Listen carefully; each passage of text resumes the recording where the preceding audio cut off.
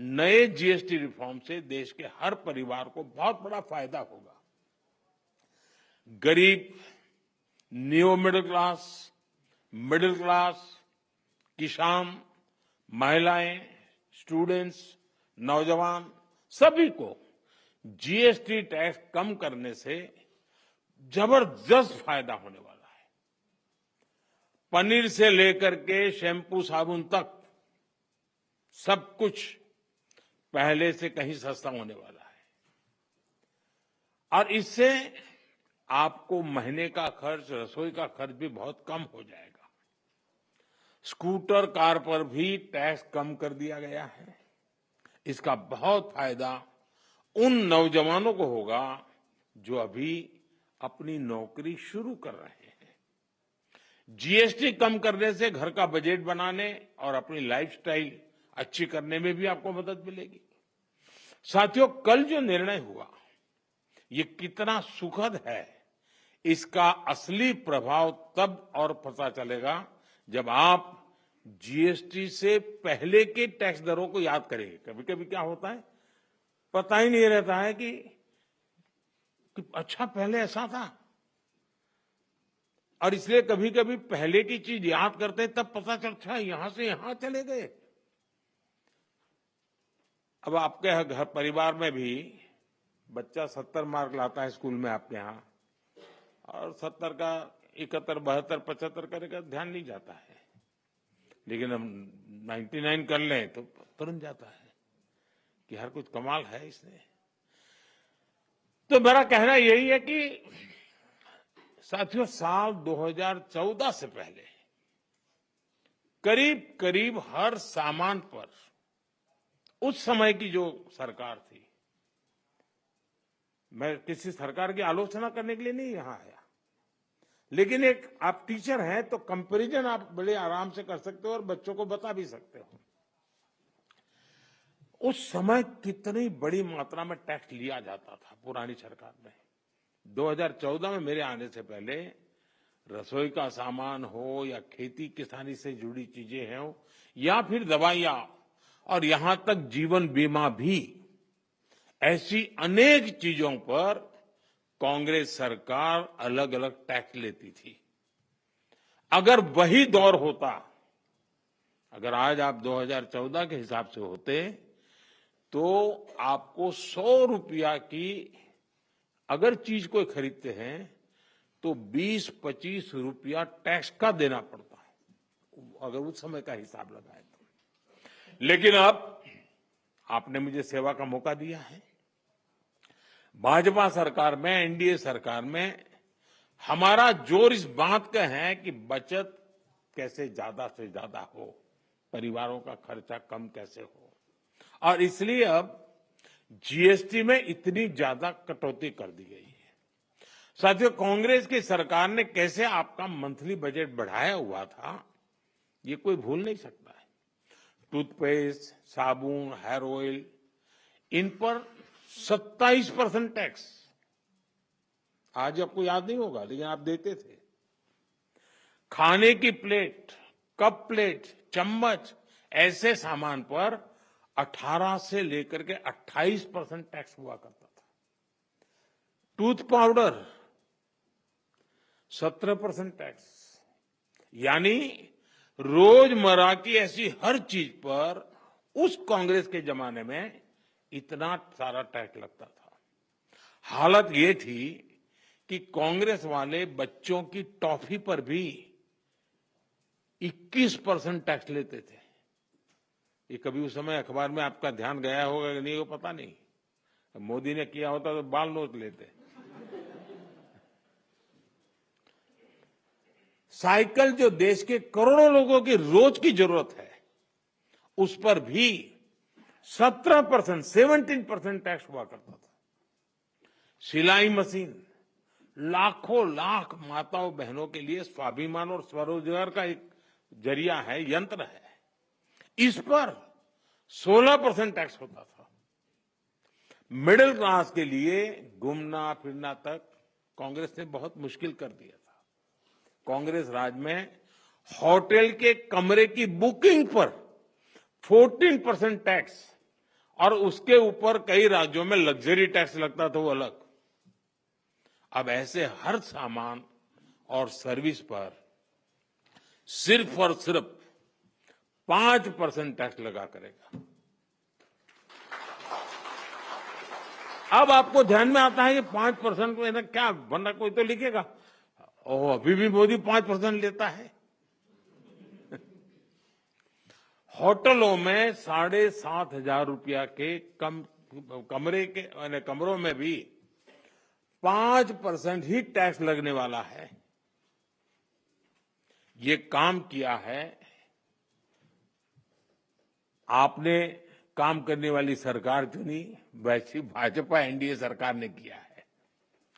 साथियों, पहले अक्सर ये शिकायत रहती थी कि भारत में इलाज बहुत महंगा था, छोटे छोटे टेस्ट तक गरीब और मिडिल क्लास की पहुंच से बाहर होता था। कारण ये था कि कांग्रेस सरकार डायग्नोस्टिक किट जो पर होती है उस पर 16% टैक्स लेती थी।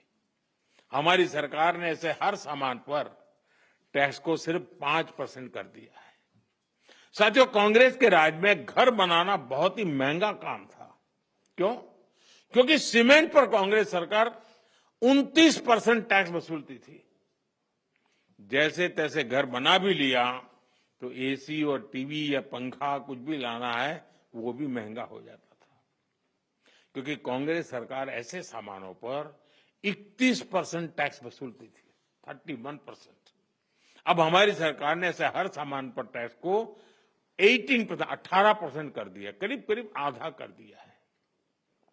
साथियों, कांग्रेस राज में किसान भी बहुत दुखी थे। 2014 से पहले किसान की खेती लागत अधिक थी और लाभ बहुत कम था। कारण यह था कि खेती किसानी के सामान पर भी कांग्रेस सरकार बहुत अधिक टैक्स वसूलती थी। ट्रैक्टर हो या सिंचाई के उपकरण हो, हाथ के औजार हो, पंपिंग सेट्स हो, ऐसे उपकरणों पर 12 से 14% तक टैक्स लिया जाता था। अब ऐसे अनेक सामानों पर जीएसटी 0 या 5% कर दिया गया है। साथियों, विकसित भारत का एक और स्तंभ है हमारी युवा शक्ति। हमारे नौजवानों को ज्यादा रोजगार मिले, जो छोटे मोटे बिजनेस में हैं उनको आसानी हो, ये भी सुनिश्चित किया गया है। हमारे जो ऐसे सेक्टर हैं जिसमें सबसे ज्यादा लेबर लगती है, उनको जीएसटी की कम दरों से बहुत बड़ा सहारा मिलने वाला है। टेक्सटाइल हो, हैंडीक्राफ्ट हो, लेदर हो, इसमें काम करने वाले साथी, इस बिजनेस से जुड़े साथियों को बड़ी मदद मिली है। इसके साथ साथ कपड़ों और जूतों की कीमतों में भी बहुत कमी आने वाली है। हमारे स्टार्टअप्स, एमएसएमई, छोटे व्यापारी, कारोबारियों के लिए टैक्स तो कम हुआ ही है, साथ ही कुछ प्रक्रियाओं को भी सरल किया गया है। इससे उनकी सहूलियत और बढ़ेगी। साथियों, नौजवानों को एक और फायदा फिटनेस के सेक्टर में भी होने वाला है। जिम, सैलून, योगा जैसी सर्विसेज पर टैक्स कम किया गया है। यानी हमारा नौजवान फिट भी होगा और हिट भी होगा।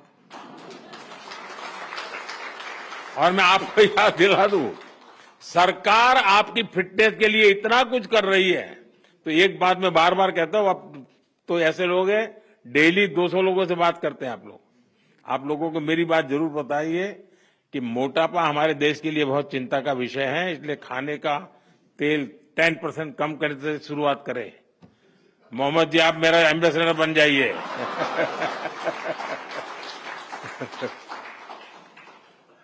ओबेसिटी के खिलाफ लड़ाई कमजोर नहीं पड़नी चाहिए। साथियों, अगर जीएसटी में हुए इस रिफॉर्म्स का अगर मैं सार बताऊं तो यही कह सकता हूं कि इससे भारत की शानदार अर्थव्यवस्था में पंचरत्न जुड़े हैं। पहला, टैक्स सिस्टम कहीं अधिक सिंपल हुआ। दूसरा, भारत के नागरिकों की क्वालिटी ऑफ लाइफ और बढ़ेगी। तीसरा, कंजम्पशन और ग्रोथ दोनों को नया बूस्टर मिलेगा। और चौथा, ईज ऑफ डूइंग बिजनेस से निवेश और नौकरी को बल मिलेगा।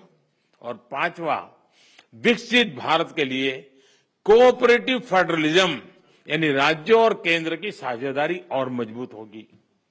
साथियों, नागरिक देवो भव, ये हमारा मंत्र है। इस वर्ष सिर्फ जीएसटी में ही कमी नहीं की गई, इनकम टैक्स में भी बहुत कम किया गया है। 12 लाख रुपए तक की इनकम पर टैक्स को जीरो किया गया है। आजकल तो आप आईटीआर फाइल कर रहे हैं, तब इस फैसले का सुखद एहसास और भी अधिक होता है कि नहीं, यानी इनकम में भी बचत और खर्च में भी बचत। अब ये डबल धमाका नहीं है तो क्या है। साथियों, आजकल महंगाई की दर भी बहुत निचले स्तर पर है, नियंत्रण में है, और यही तो प्रो पीपल गवर्नेंस है। जब जनहित और राष्ट्रहित में फैसले लिए जाते हैं तब देश आगे बढ़ता है, और इसलिए ही आज भारत की ग्रोथ करीब करीब 8% है, यानी दुनिया में हम सबसे तेज गति से ग्रो कर रहे हैं। ये 140 करोड़ भारतीयों का सामर्थ्य है, 140 करोड़ भारतीयों का संकल्प है। और मैं आज देशवासियों को फिर कहूंगा, भारत को आत्मनिर्भर बनाने के लिए रिफॉर्म्स का ये जो सिलसिला चलता रहेगा वो रुकने वाला नहीं है। साथियों, भारत के लिए आत्मनिर्भरता ये कोई नारा नहीं है, इस दिशा में ठोस प्रयास हो रहे हैं। मेरी आप सभी से, देश के सभी शिक्षकों से भी अपेक्षा है कि आत्मनिर्भर भारत के महत्व का बीजारोपण, इस विचार की सीडिंग निरंतर हर विद्यार्थी में करते रहें। आप ही हैं जो बच्चों को बहुत सरलता से उनकी अपनी भाषा और बोली में भारत के आत्मनिर्भर होने के महत्व को समझा सकते हैं, और आपकी बात वो मानता भी है।